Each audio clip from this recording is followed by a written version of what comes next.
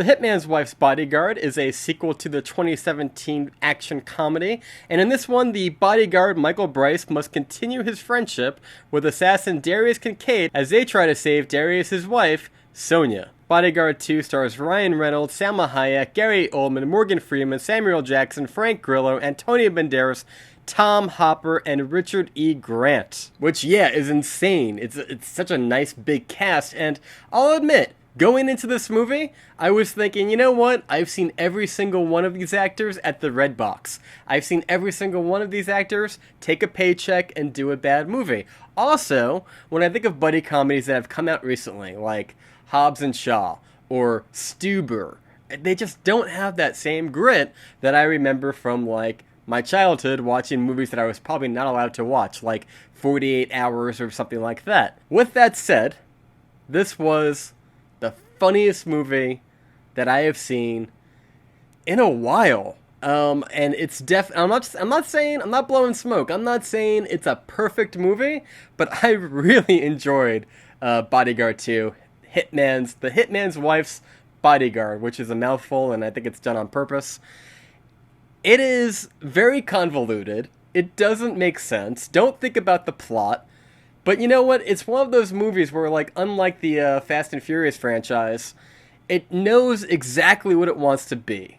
So, in a nutshell, the synopsis that goes a little bit deeper than the IMDb is basically that Antonio Banderas is the main bad guy, and it's so great seeing him play off of Salma Hayek again because they were together in Desperado, and then again in the sequel, what was it called? Once Upon a Time in Mexico. And you could tell when they have scenes together, the chemistry is top notch. I also just want to say that Salma Hayek is fantastic and stole every scene that she was in. You know, I was a little disappointed in her portrayal of that movie she was in with Owen Wilson called Bliss, but you know, I gotta tell you, this week, between watching, Loki with Owen Wilson and this movie, returned to form for both of the actors. Same could be said with Samuel Jackson and Morgan Freeman. Morgan Freeman's another one.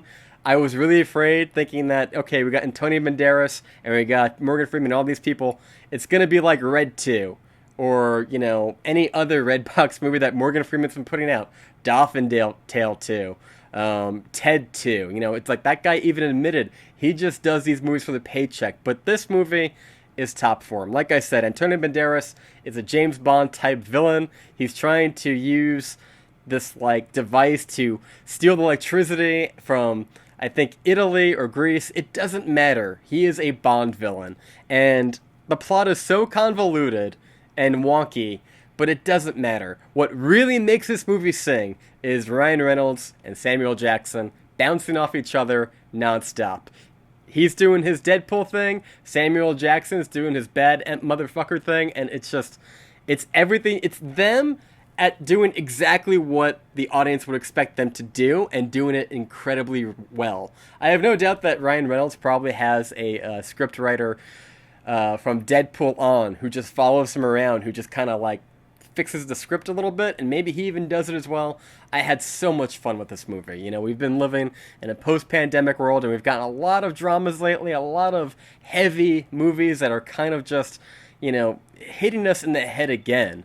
But between In the Heights and this movie, I had so much fun with this. It's very much a throwback of, like, the 80s and 90s, and it has teeth to it. It's not sterilized, and that's what I really enjoyed about it. And yeah, there were times when they completely say, screw physics, because Ryan Reynolds and even Samuel Jackson and the rest of them, they get thrown around like ragdolls. There's a scene where Ryan Reynolds gets hit by a car, and I kid you not, it's just like that scene in Meet Joe Black where Brad Pitt gets hit with the two taxis, and he flips back. It's like that. It is so over the top. You need to turn your brain off and just enjoy it.